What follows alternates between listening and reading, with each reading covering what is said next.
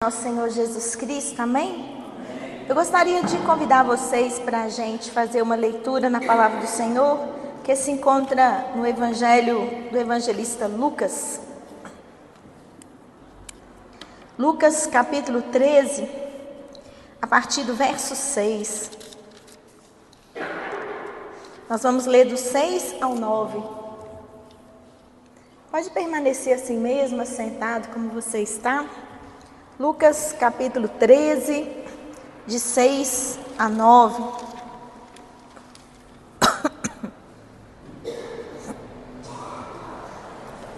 Eita, depois do culto nós temos que fazer uma oração aqui, da unção aqui da tosse, né? Que está todo mundo tossindo, inclusive eu. Estamos na época das pequenas viroses aí, mas vai dar certo em nome de Jesus.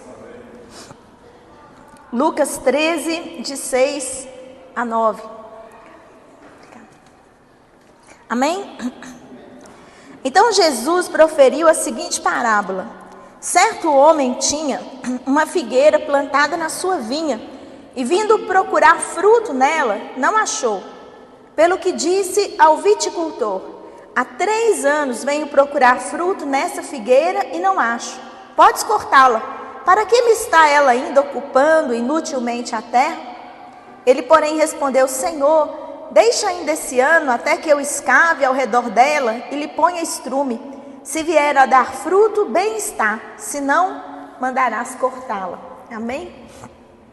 Esse é um dos textos que nós escolhemos para inspirar a gente no final do nosso Conecta, em uma das nossas lições. E é um dos textos mais interessantes da Bíblia. E volta e meia eu acabo me deparando com ele de um jeito ou de outro. Quando eu escrevi o meu livro chamado Incompleto, que é sobre a história de Jefté, eu pedi o pastor Paulo Mazzoni para fazer o prefácio. O pastor Paulo Mazzoni é pastor da Igreja Batista Central de Belo Horizonte e é uma das pessoas que há mais anos a gente vem acompanhando no processo do discipulado, né? E quando ele escreveu o prefácio, ele citou esse texto de Lucas, né? E ele colocou ali 3 pontos que eu quero começar por eles, observando com vocês, para que a gente possa refletir sobre esse texto acerca da expectativa do fruto, não é? Lá no meu sítio a gente plantou uns pezinhos de figo, né?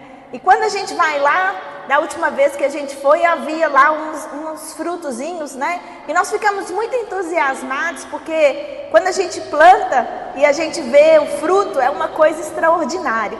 Eu já tive oportunidade lá no meu sítio de várias vezes chegar lá e ver uma planta, né, que a gente plantou, a gente viu crescer. Meu irmão me deu um abacateiro, a gente teve que mudar o abacateiro de lugar umas 2 vezes lá no sítio, pensamos que ele não ia frutificar. E depois de 5 anos a gente tem colhido lá anualmente abacate nele. Que coisa maravilhosa. E é interessante que quando uma árvore é frutífera, a gente já chega esperando, né? E nós ainda mais leigos, que não entendemos nada, a gente nem olha a época do ano, né? A gente passa de todas as frutas para ver o que está rolando, o que vai dar para a gente. Mas aquele moço que era o dono daquela vinha, ele viu aquela figueira plantada na sua vinha, e ele disse: já tem um tempo que eu venho aqui. São 3 anos já. Esse é um símbolo importante, porque a gente vai pegar algumas das histórias dos profetas e alguns dos tempos de estudo de alguns deles, e a gente vai perceber que existe um período de seleção dos discípulos, depois que eles entram na adolescência, 14, 15 anos, dentro da cultura judaica. E eles têm um período, então, que se eles não alcançam aquele desenvolvimento esperado pelo rabino, eles são dispensados. E esse período na história de profetas equivale a 3 anos. É por isso que alguns escritores bíblicos dizem que esse é o motivo que o ministério público de Jesus teria durado 3 anos só. Era o tempo dele preparar aquela leva de discípulos que seriam os seus representantes dali para frente, né? O fato é que a gente já espera uma maturidade da árvore nesse período. E quando o dono da vinha chega para procurar, ele se depara com a ausência dos frutos. E essa é uma grande decepção que a gente tem quando a gente procura uma coisa que era o normal de ter ali e não tem. E Jesus, ele tem aí algumas histórias envolvidas com essa questão. Uma vez Jesus chegou a perder a paciência com a figueira, né? E amaldiçoou ela e a coitadinha secou toda. Ele não estava de bom humor naquele dia, não sei o que aconteceu. Jesus ficou meio destemperado ali, né? E sai de baixo Jesus achar a gente num dia que a gente não está dando fruto. Nós não queremos secar, não queremos ser jogado fora, a gente precisa frutificar. E aí então, mediante essa palavra do dono, mande cortar, corte essa árvore. Ela está ocupando a terra inutilmente. Entra a figura do viticultor. É interessante porque o viticultor não é um homem que cuida de figueiras, né? Ele é um homem que cuida da vinha. Ele é um viticultor. Mas ele se coloca à disposição. Ele diz, olha, posso fazer uma adaptação. E eu peço ao Senhor algumas coisas. Eu peço ao Senhor 3 coisas que precisam acontecer para a gente testar se essa árvore vai frutificar ou não. A primeira coisa que ele diz é, dá-me mais 1 ano. E eu queria começar dizendo para os irmãos que a coisa importante que o Senhor tem dado para nós chama-se tempo. Eu tenho estudado muitos autores falando sobre liderança, produtividade, esses temas que têm a ver com a minha tarefa, com a vida da gente, o dia a dia do trabalho de muitas pessoas. E a gente vê como que o tempo é considerado hoje nas empresas o que eles chamam de um ativo, né? Antigamente, a empresa ela tinha vários ativos, né? O prédio, os funcionários, o dinheiro, mas ninguém considerava o tempo um ativo, né? E ele agora se torna um ativo. Sem o tempo, a gente não produz. E muitas coisas elas precisam acontecer mediante os seus ciclos de tempo, para que a gente possa reconhecer que aquilo está na maturidade. E, irmãos, a gente tem que pensar muito seriamente que nós não sabemos exatamente quanto tempo o Senhor nos deu. Eu estava hoje tentando pesquisar a história de um famoso missionário, mas só que ele é bem famoso, mas eu não consegui achar o nome dele não, sabe? Mas eu fiquei muito gravado na minha cabeça a história dele, porque quem cita ele é o Stanley Jones, um autor que eu gosto muito, metodista, missionário, que foi 2 vezes indicado ao Prêmio Nobel da Paz. E quem cita ele é o Stanley Jones. Ele fala assim, havia esse pregador que quando chegou a sua última hora, quando ele estava morrendo no seu leito de morte, ele começou a pedir, Senhor, me dá só mais um, me dá só mais um. E durante toda a sua vida ele tinha ganhado muitas pessoas para Jesus. E ele estava ali no seu leito de morte, Senhor, eu preciso de mais um. E a história conta que o filho dele se levantou e disse, pai, pode descansar em paz, porque eu vou ganhar mais um no seu lugar. E só mediante essa palavra de que haveria uma descendência, um legado para aquela pregação, aquele missionário finalmente morreu. E a gente não tem tido muitas vezes urgência para falar de Jesus. A gente não tem percebido como que o tempo é uma coisa preciosa. A gente tem gastado ele para muitas coisas nossas e coisas legítimas, coisas devidas. Mas o tempo também é algo que acaba. Ele não é um recurso infinito. Ele é como os recursos naturais que a gente tem nesse mundo, o tempo acaba. E certa enfermeira lá em Nova York, ela escreveu um livro, e nesse livro ela conta a experiência de muitos doentes terminais que ela cuidou. E ela coloca ali qual é a coisa que esses doentes, na última hora, pensavam. Nenhum deles pensava nas coisas que a gente pensa normalmente na nossa vida. Quero trabalhar mais, quero ganhar mais dinheiro, quero viajar. A maioria daquelas pessoas, quando chega na sua última hora, o que elas querem é um tempo a mais com um ente querido. É poder revisitar uma pessoa a quem não pediu perdão. Naquela última hora, a coisa mais importante são os relacionamentos. E aquele homem pediu ao dono da vinha tempo. Que nós possamos colocar isso no nosso coração. O tempo é algo importantíssimo que não pode ser desperdiçado.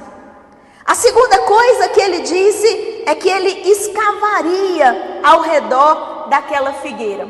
E isso significa colocar à vista as raízes.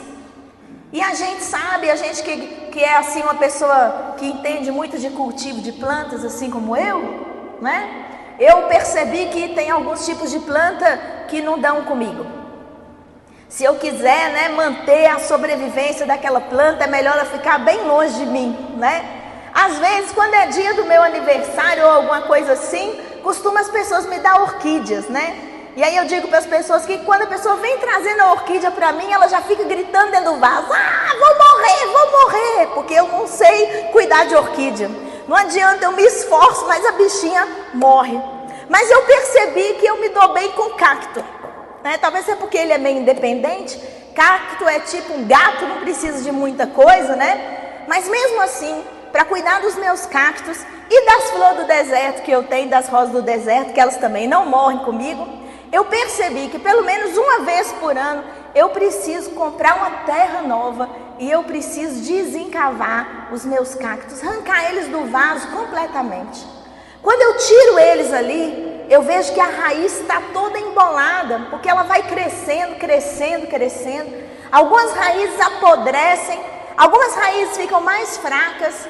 E se eu quiser manter a minha planta viva, eu tenho que colocar as raízes à vista e cortar tudo aquilo que está apodrecido, emaranhado. Eu tenho que, eles chamam assim, arejar as raízes da minha planta. Eu preciso fazer isso. E é interessante que às vezes a planta está pequenininha assim em cima e a raiz está imensa embaixo. Isso fala muito sobre a nossa vida também, sabe, irmãos, no discipulado. O discipulado, ele tem esse dom de colocar nossas raízes à vista, tudo que está abaixo da terra, que às vezes a gente não gostaria que as pessoas soubessem, fraquezas, pequenas podridões, coisinhas ali, que a gente não gostaria que fosse visto. De repente o discipulado arranca a gente da terra. E Deus então começa a tratar as raízes da gente. E eu conheço muita gente que tem medo de ter as suas raízes tratadas. E as preocupações da gente são legítimas. A gente pensa, o que os outros vão dizer se souberem? O que as pessoas vão pensar de mim como crente se reconhecerem essa ou aquela fragilidade? Mas o viticultor, ele corta todas essas raízes da planta que se deixa arrancar da terra. Se ela ficar ali resistente, não vai adiantar. Mas se ela cede ao tratamento, então todas as coisas que são ruins, elas são cortadas. E o que eu aprendi no discipulado é que muitas vezes o meu pecado, a minha fragilidade, foi o que também Deus usou para tratar e para cuidar da vida de alguém. Quando eu entendi, quando eu confessei, quando eu deixei aquilo ser tratado, aquilo se tornou uma potência, uma força. Porque se tem um negócio, amados irmãos e irmãs, na nossa vida que traz dano, se chama segredo, sabe? Parece que quando a gente tem um pecado que está escondido na nossa vida, que não se manifesta, aquilo vai tomando poder na vida da gente. A gente fica o tempo inteiro andando desconfiado. Mas quando a gente deixa Deus tratar nossas raízes, o Senhor não faz isso para nos expor. O Senhor não faz isso para nos destruir. O Senhor faz isso para que a gente possa frutificar. Porque são essas coisas que estão roubando nossa energia. Uma raiz podre, uma folha seca numa planta rouba a energia dela. Quando a gente está cultivando plantas, a gente aprende a arrancar aquelas mudinhas que nascem defeituosas. A gente aprende a arrancar as folhas que estão sobrando. A gente aprende a arejar a planta, porque tudo que é demais rouba energia. E tem coisa que está roubando a sua energia. Tem angústia que está roubando a sua energia. Tem preocupação que está roubando a sua energia. Tem afazeres e coisas que Deus não te pediu e você continua fazendo, que estão roubando a sua energia. O Senhor quer escavar na nossa vida. Para que a gente possa frutificar, o Senhor quer escavar na nossa vida. E a última coisa das 3 que ele fala é: vou colocar estrume, vou colocar adubo. Tem certas coisas que a gente precisa receber da parte de Deus para a gente frutificar. Uma planta não consegue nutrir a si mesma sozinha. De vez em quando alguém tem que ir lá e colocar. A gente lá no nosso sítio, muitas e muitas vezes, sem o entendimento disso no início, compramos muitas mudas, plantamos ela lá e ficamos entusiasmados. Verdade que nem tudo foi nossa culpa. Um dia as vacas escaparam e comeram todas as mudas que a gente tinha comprado, né? Mas às vezes também acontece que aquelas plantas que estão na terra se esforçam para frutificar, mas o solo que elas estão plantadas está faltando alimento para elas. E aí de vez em quando a gente tem que ir colocar, né? O pastor até mencionou aqui outro dia que ele comeu uma fruta que estava muito azeda porque precisava de ali alguma coisa na terra que desse aquela docilidade da planta e não tinha, porque faltou ali na terra. E o que a gente pode dizer? A gente precisa desse adubo, a gente precisa dessa força que é a capacitação do Espírito Santo de Deus. Porque quando uma planta é arrancada da terra, como a gente faz no nosso vaso, a gente não pode voltar ela para a mesma terra que ela estava antes. A gente precisa jogar aquela terra fora e colocar outra. Qualquer vídeo de YouTube que a gente pegar sobre plantinhas fala que a gente tem que colocar um negócio chamado substrato. Nem é uma terra pura, é substrato. O substrato é um conjunto de coisas, é um conjunto de elementos, é um conjunto de conteúdos ali naquela terra. Às vezes a casca do ovo moída, a palha do arroz, um monte de coisa. Depende da planta, o substrato. Cada planta tem seu substrato. E quando a gente coloca o substrato certo, então a planta que é de florescer, floresce. E a planta que é de dar fruto, frutifica. E amados irmãos e irmãs, o Espírito Santo de Deus sabe exatamente o que você precisa para frutificar. O Senhor sabe o que está faltando na sua vida. Mas Ele não pode colocar essa coisa em você se Ele não tirou o que está sobrando, o que está ruim. À medida que a gente se deixa tratar pelo Espírito Santo de Deus, Ele vai nos colocar nessa terra propícia, nessas condições exatas em que as coisas vão acontecer. E às vezes a gente vai olhar para isso e vai dizer, como foi que aconteceu? Como é que isso brotou de repente? Não, Deus demora bastante para fazer o de repente, alguém já falou. O Senhor vai trabalhando no tempo, nas raízes e no adubo. E são essas as três coisas que o viticultor pode fazer. É o que está na mão do viticultor fazer para que aquela planta possa produzir. Mas eu não sei se Jesus sabia disso, se as pessoas naquela época sabiam disso, mas eu estava estudando sobre o figo esses dias, em especial, e eu descobri ainda uma outra coisa, um mistério, uma coisa pequenina que também precisa acontecer para que um pé de figo possa frutificar. E você sabe o que é? Uma vespa. O figo precisa de uma vespa, porque é a vespa que faz a polinização das plantas. Eu fui estudar sobre isso e eu descobri que no figo, na plantinha do figo tem duas florzinhas, uma masculina e uma feminina. E é preciso que a planta, o pólen seja levado de uma para outra para que aquela planta possa gerar o fruto que é aquele figo. E você sabe a coisa mais incrível também sobre o figo? Ele não é um fruto, ele é uma infrutescência. Olha que palavra bonita. Ele era uma coisa que era para ter virado uma flor e não virou. E é verdade mesmo, vocês já tiveram a oportunidade de ver um figo in natura, ele maduro? Há uns dias atrás eu tive essa oportunidade, porque geralmente a gente come ele na conserva, né? E ele na conserva, ele feito assim, ele é verde. Mas quando a gente pega ele madurinho, ele é roxo. E quando você parte ele no meio, é como se você visse uma flor ao contrário. Aquele pistilo, aquelas hastezinhas, né, de uma flor que era para aparecer para fora, estão dentro do figo. E aquilo acontece e ele então é gerado porque uma pequena vespa é capaz de entrar naquela pequena abertura do figo quando ele ainda não é uma flor aberta. E ali dentro aquela vespa poliniza, ela leva aquilo que faz com que o fruto possa aparecer. E aí a florzinha começa a crescer para virar o figo. E a vespa que entrou ali dentro não sai, ela morre lá dentro. E ela bota os seus ovinhos lá dentro. Então cada vez que a gente come um figo maduro, a gente está comendo também uns filhotinhos de vespa perdido, né? Uns ovinhos de vespa. Vamos dizer aqui a verdade. Mas esquecendo esse lado meio animalesco da situação, voltando ao que interessa. Aquela vespa bota seus ovinhos ali dentro. E ela morre ali dentro daquele figo. E quando as vespinhas vão crescendo, elas conseguem então sair dali. As vespas machos fecundam as fêmeas ali dentro mesmo daquele figo. E os machos têm uma função, eles vão fazer um buraquinho, eles vão fazer um pequeno buraquinho para que aquela vespa possa sair de dentro do figo. Um buraquinho que a gente não vê quando a gente pega o figo na nossa mão. E os machinhos vão morrer ali dentro e as fêmeas vão sair. E elas têm poucas horas para achar outro figo e reproduzir esse ciclo. E sabe o que eu acho de mais extraordinário em tudo isso? É que de alguma maneira, essa história traz a gente de volta para o sacrifício de Jesus. Porque existem certos frutos que só vão existir porque alguém morreu para que eles pudessem existir. O discipulado sempre tem alguma coisa em nós que tem que morrer para a gente poder alcançar a outra pessoa.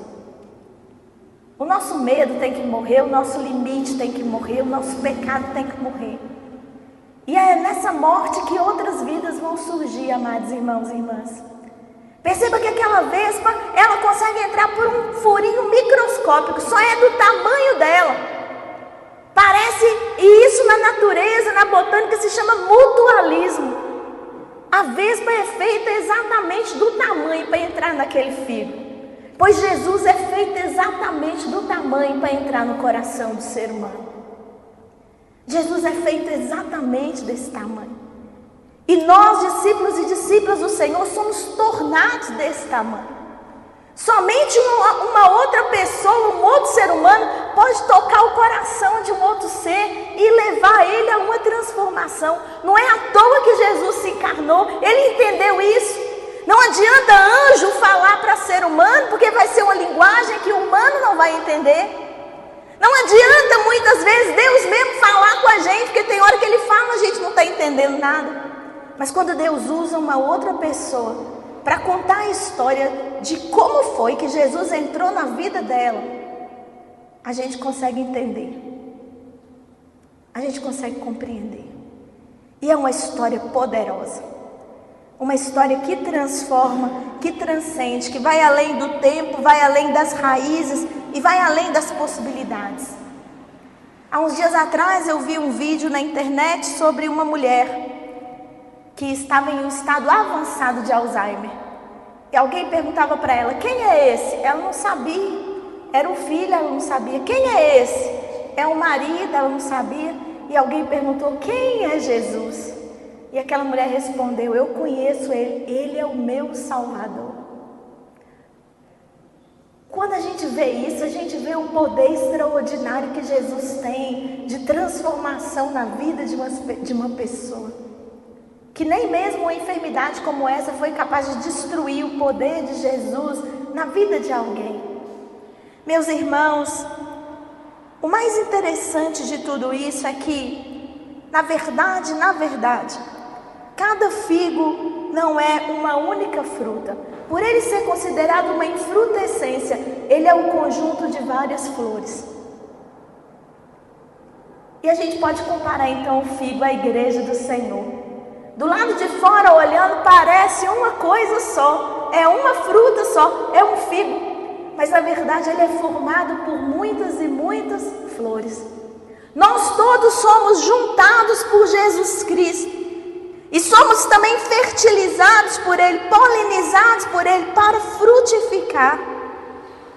Não pode de jeito nenhum o dono da vinha chegar até nós e dizer que nós estamos ocupando inutilmente a terra, quando a gente tem um viticultor para cuidar de nós e quando nós temos esse Deus revelado em Cristo que pode nos fecundar e nos fazer frutos maduros que alimentam outras pessoas.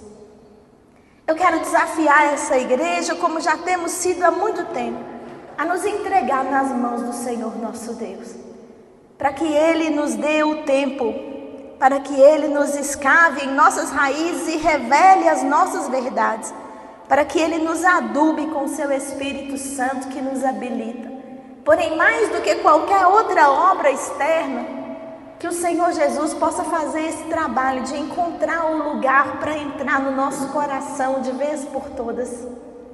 E que Ele possa fecundar a nossa vida na morte dEle, com o sacrifício dEle, como uma vespa fecunda um pé de figo. E que a nossa vida então possa frutificar. Porque a última resposta desse texto é nossa. Quando essa parábola termina, a gente não sabe se a figueira deu fruto ou não, não é verdade? Você já parou para pensar nisso? Ó Senhor, o Senhor espera 1 ano e aí o Senhor volta. Se der tudo certo, se não, o Senhor manda cortar. Nós não sabemos se deu certo ou não. Sabe por que a gente não sabe quando a história é contada assim com o final aberto? Porque o final depende de quem está ouvindo a história. O final depende de nós. Será que quando o viticultor vier, o dono da vinha vier e perguntar ao viticultor, e aí, deu certo? Que ele possa responder, o senhor não faz ideia, vamos lá ver como que aquele pé está carregado.